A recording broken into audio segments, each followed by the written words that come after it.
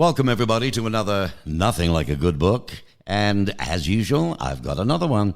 In this particular one, the story of repeated triumph over adversity. That's what he's hoping will inspire you to overcome the negatives in your life and to achieve your dreams.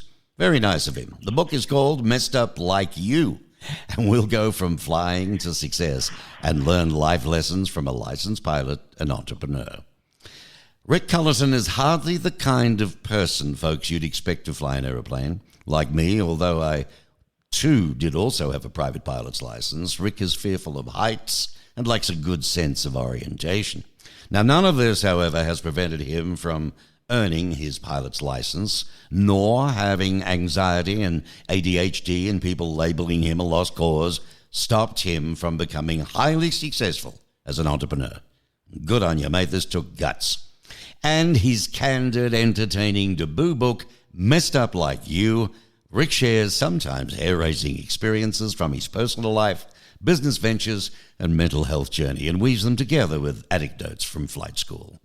So, his narrative, which shows how lessons he learned up in the air apply to life in general, will inspire you and lots of readers who feel written off by society. Yes, it's a great read, and I'd love to welcome Rick Culleton. Thank you. Thanks for having me. Well, you're most welcome, mate. I'm not the only one who thinks this. In fact, Brad Butler, author of Without Redemption, Rick Culleton's Struggles and Triumphs, served up with humor and wisdom in Messed Up Like You, makes for an entertaining read. Culleton provides scores of life lessons from his varied experiences as a businessman, amateur athlete, and licensed pilot. So, Rick, this book, it reflects one story of repeated triumph over adversity. Is that what drove you to write it? Well, I think what drove me to write the book was encountering so many people like myself who face the problems they have and sometimes think that the problems are too insurmountable to overcome and oftentimes give up or choose another path. And I wasn't quite so fortunate as to have too many paths. Being self-employed was pretty much the only one I had. I wasn't really employable. I barely finished high school. I didn't have a degree in anything, and it just became it was the only way for me. And I learned that by trying over and over again without having any other direction to go, that you could succeed. And I thought that if others could see some of the examples of things that I'd been through and how I became some of the things that you would least likely expect me to become. And although the pilot is a good example because, as you mentioned, I have a terrible fear of heights and a horrible sense of direction. So I seemed like the least likely candidate to become a pilot, but it was something that I really wanted to do. And I just kept trying. And it took me longer than the average person. You only need 40 hours to get a pilot's license. I failed my test the first time with 100 hours and I had to go back and take it again. Wow. So it wasn't easy for me to get a pilot's license, but I got the pilot's license. And this conveys to so many things that we all encounter in life every day.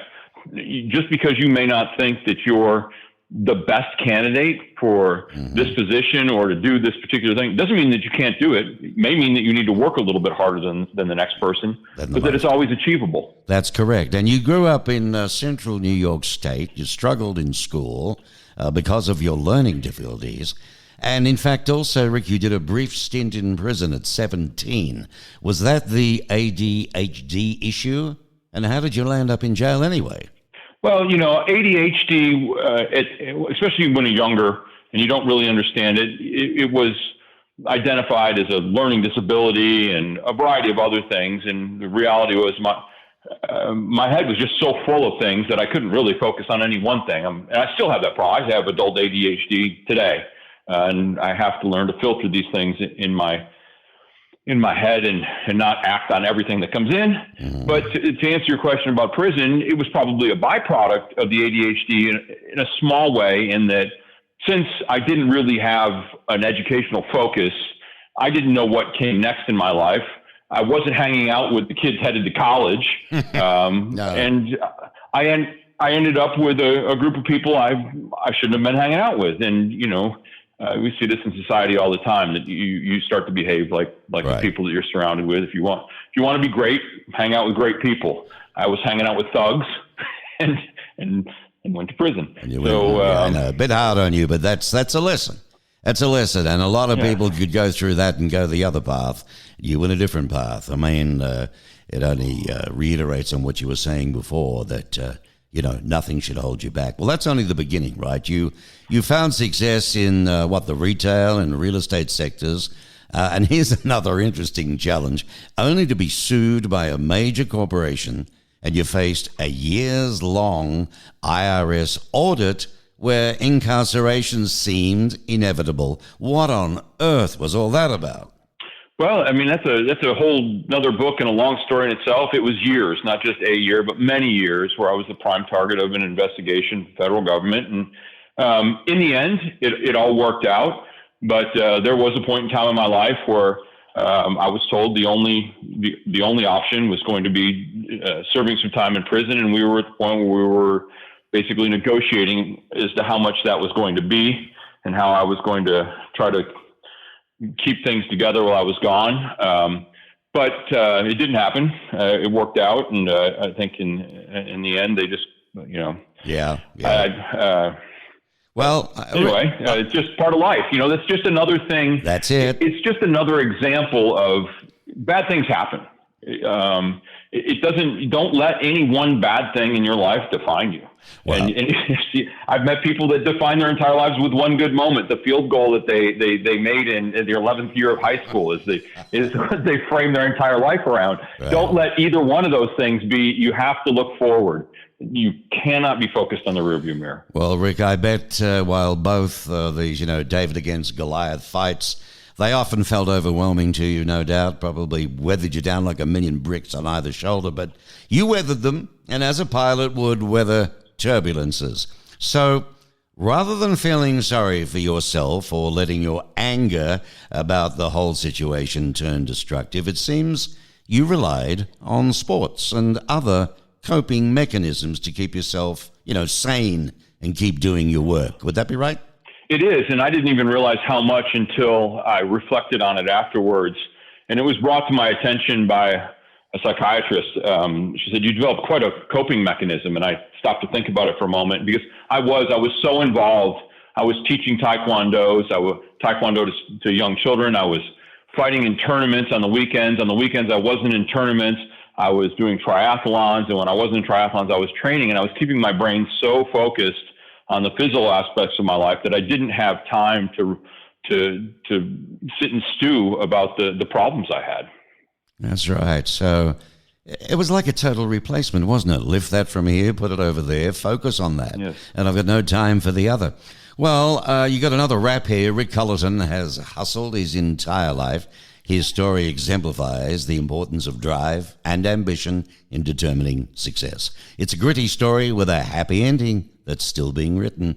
And that's John Kelly, famous fella of the Detroit Free Press. He gave you a nice write-up there. Would you agree with that, Rick? I do. I see a long and interesting future ahead, and I'm always curious to see what every day holds. Well, I know this is your debut book, Rick, but I must add, as a writer, you are authentic and honest, and by showing your own vulnerability, you've created a story that I think is relatable and engaging, and you set out to do that just right. I mean, for me personally, I got a great kick out of it because I have had similar things from a point of view of at least the flying. I always wanted to fly too, and it took, because of my career in television, I was moving a little bit, city to city, and the reality is it took me a while to finally, get my hours done, but I did do my theory in 2 weeks, unrestricted, and then it took another 10 years before I finished 17 hours in reference to going solo. But on that solo flight, I nearly blacked out on takeoff, but kept going. And to this day, I praise the Lord and thank Him gratefully that I landed, but I never flew again. And the reality is, since then, life has been very difficult for me in lots of ways. Heights, that type of thing. Can't go up buildings to restaurants you'd like to go to. Appointments in tall buildings. serious bridges with maybe lots of cars stopped on top of them. We've all got our unique things, but I got out of this book enough drive to really want to get up and keep on going again. So you've got another big tick there from me, I can tell you. Grady Harp of Amazon Top 100 Hall of Fame reviewer, he has this to say: it's a both fascinating reading, entertainment, and a trove of cognitive advice. This book is a winner. It offers, if we want something badly enough, we can sometimes make a dream come true. Rick Culleton is a mortal phoenix. Wow. What do you say about that one, buddy? Come on, you're entitled to it. I'm very thankful for the opinions of the people who've read that book. It's become much more than I'd ever expected. Well, the advice you offer, the book is called, by the way, folks, if you've just joined, welcome. This is Nothing Like a Good Book with Mark Bishop. And, of course, we are distributed all across America on your favorite podcast platform or on my site on markbishopmedia.com. It's there permanently with a bio and photo of Rick as well.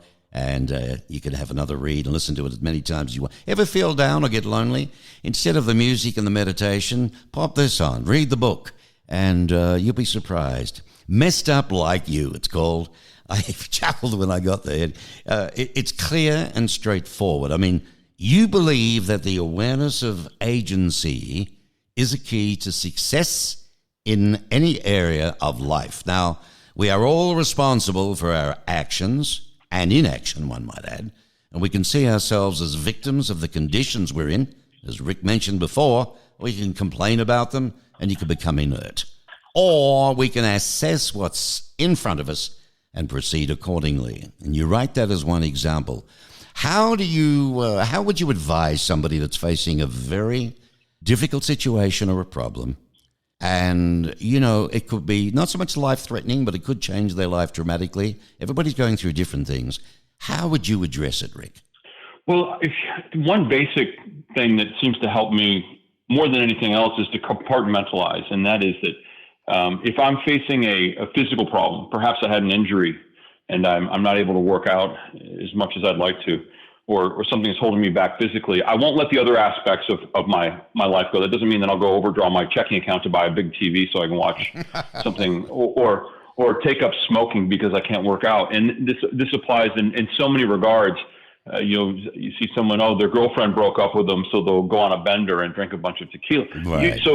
You have one problem in one area of your life, but all of these other parts are still intact. Keep them intact and keep working on them while you're working to fix this one area that has a problem, so that when you come out of this problem, you haven't created 5 more.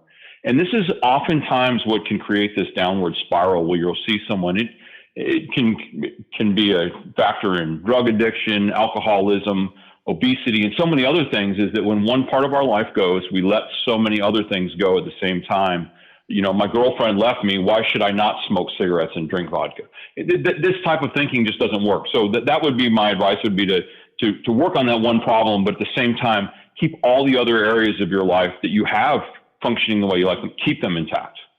Yeah, very good advice. Very good advice. Rick, a licensed pilot, entrepreneur, and you're originally from Austin, Texas. Is that right?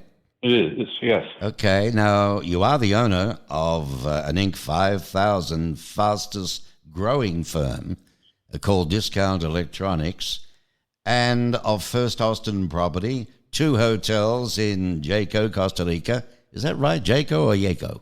The J in Spanish is an H, so it's Jaco. Jaco, that's right. I was looking for something, but I wasn't sure. Costa Rica, huh? It's on my bucket list. Nice spot. Yeah, it's beautiful there. Absolutely beautiful. Wonderful people, too. Yeah. And it's Spanish, right? Spanish lingo? Yes. You grew up in New York, had a series of hardships, and you pursued many entrepreneurial ventures.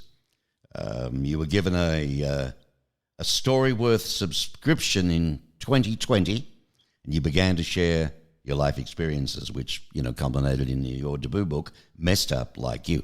How did you choose the title? Well, oddly enough, it was a title that came pretty early on in the project. And I always thought that it would be replaced by something else as the writing continued. But it kept coming back to it. It just, it was the underlying feeling. And perhaps the message that I was also trying to portray is that it's, we're all alike. You know, we all have these problems. Maybe your problems are a little bit different than mine, but we all have problems. And if you look at this person, the person you idolize that you think has no problems, they probably have bigger problems than all of us. They're just good at hiding them. And it's just all about us all being alike, messed up like you. We all suffer the same ways. We all have the same issues. We just cope with them differently. Yeah, interesting. Who was it that says there are no problems, they're just challenges, whatever, but some are deeper than others. I think it's harder for somebody that has, a suffering like you have to go through. How did you focus on business so well with your condition? Lots of trial and error. Everyone likes to talk about all the good things, and all of the things that worked out. But I had so many failed business ventures. I once put a picture on one of my social media accounts of a whole stack of business cards I'd found with my name on them in a drawer, companies that I had started and had failed. Some I had completely forgotten about. So, you mentioned 3 that I have that are successful companies. There are 30 or more in the trash can. I mean, there were so many things that failed in all different degrees, and they didn't all fail miserably. They just weren't extremely successful and were let go. But it's all trial and error. I just kept trying different things until I found something that worked. So you must have been the Edison of business startups. It took him 100 failures, didn't he? And then 101, he got the electric light going. So share a couple of them with us, Rick. I bet you they're fun. Come on. What are some of those companies that failed? I spent a lot of time in the car business. I had some car lots called Rick's Motor Cars, where I would finance vehicles that I would buy to people who didn't have stellar credit. That didn't work out too well. I ended up spending my Saturday nights chasing down people who hadn't paid in places I didn't want to be. I later tried a business where I would buy gold and silver and resell it. And this is before digital scales. I was pulled over one day on my motorcycle with a lot of cash and a triple beam balance, and the police assumed the worst and took the cash and the scale. God. Yep. I had pool tables and video games and bars and That's a favorite. I thought that would make me money while I slept. This is one of these ideas I always had, is I wanted to make money without having to work so hard or work at all. And I figured that, these bars would be open late at night, making me money while I was sleeping. Well, the opposite was true. The machines would break at 2 a.m. and they would call me to come fix a pool table because somebody had spilled a drink or dropped something down where the cue ball went. And, right, or shove some darn thing down the coin slot where they couldn't put coins down it or something. Mate, you remind me of certain things. I used to have those, those lolly things you'd shove in everywhere, and all you've got to do is go and fill them up and count the cash. Oh, yeah. Yeah. Oh, I tell you what, but that's who you are. You've got to be yourself, number one. And what it tells me about you, Rick Culleton, is you're a go-getter. You were meant to do things, no matter what. And your condition is something but just a hurdle put in the way to make things tougher for you. So in effect, you do things twice as much as anybody else, Yeah. That's marvelous. Now, you've got a darling wife. Let's have a look. Catherine, I think, is that right? Yes. Yeah, we went to the prom together. We met when she was, I guess, 16 and I was 18 or somewhere thereabouts. Well, there's big tick there in your life, right? Yes. That's wonderful. We have 2 children who are now adults. That would be Richard and Laura. Yes. Fabulous. And you're a happy family. You've got that going for you. Yes. That's fabulous. And they're happy? You're happy with the kids? They've got their own careers, or are any of them trying to be dad? No. As a matter of fact, I think they went the opposite direction of dad. My daughter is in city planning, and works for the government. My son is doing something similar to one of the businesses that I have, but they both took very decidedly different routes. And I think primarily because when they were, say grade school age, I was working very hard. And I remember my daughter saying something when she took this job with the government in Colorado, that she did so because she really valued her free time. And I think she plans on starting a family soon. And it was great to see her make a conscious decision, because I just kind of went at whatever direction I was going without stopping to think about it too much. And I believe in a great part because I spent so much time working and not enough time with them when they were younger, that they've both decided to take it easier. That's fabulous to hear. You must be a very proud dad. Absolutely. Outside of work, I mean, you do allow a minute or two for outside of work, but you talked about, your sports attributes from a point of view of focusing on sport. You've won some trophies and awards, haven't you, for Taekwondo?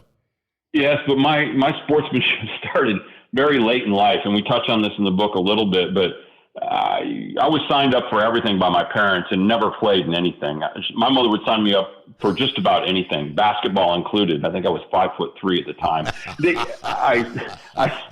I spent summer after summer on the bench in baseball.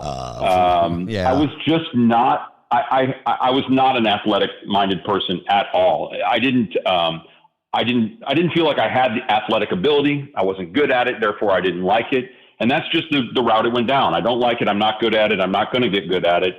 End of story. And it was my son who really changed all of that. I had been taking yoga and was rather tired of that 7 years in. And he asked me one day if I would take karate with him.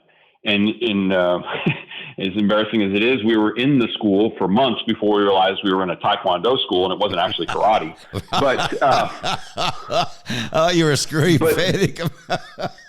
Go on. I'm sorry. But that was the start of it, and I was there for the love of my son. I wasn't there because I wanted to be an athlete. And that never even crossed my mind. I was already the mindset that I wanted to be healthy, and I was making better choices. Overall, food, exercise, that kind of stuff. But I had no desire. The thought of becoming a Taekwondo black belt never crossed my mind. But as I got more involved with that school, lo and behold, just 10 years later, there I am, graduating with a black belt and fighting all of the time, winning and enjoying it. Wow. And along that transition. path, boy, yeah. Oh, and along that path, I began training on a bicycle, running, all these things that I thought I would never do. I certainly wouldn't ever be good at. And in the end, I took first place in one triathlon, placed very well in most of them I competed in. I rode my bicycle from London to Paris. And when I look back, it was like, wow, this is a completely different person. And I never would have enjoyed any of that earlier on in life. But in the moment, it was great. I really got into it, and it's just another example of we'll just become whatever we continue to try to be. Fabulous, because the triathlons you did exceptionally well, and you earned recognition for your work with public schools and a group called ACOS, ACOS, and that works with children in Costa Rica, correct?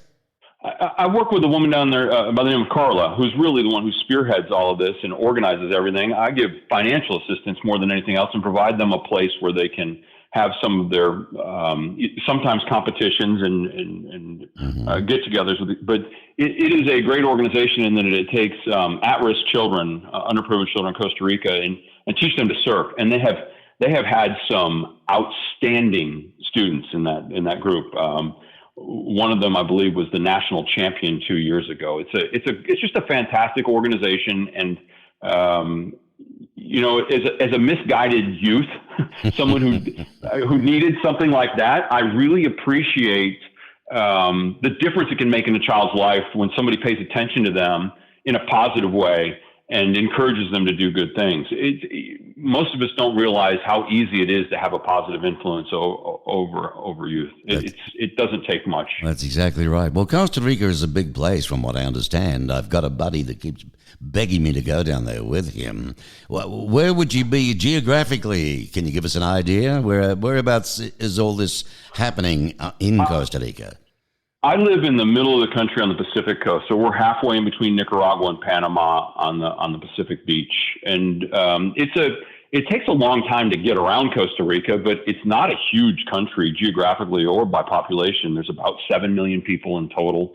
And the land mass is probably about that of Texas, maybe a little bit more, but it's a long country with a lot of mountains, and it takes a long time to get from one end to the other. Yeah, I hear there's two ways to go, either on one of the best beaches there, if you like that, or if you're going to want it cool and nice, you do the mountain route.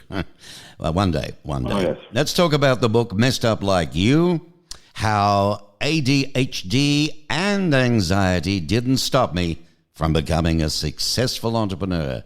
It's by first debut author Rick Culleton, Culleton. It's available on Amazon in both Kindle and paperback, and on the author's website. Would you like to share what your website is, Rick?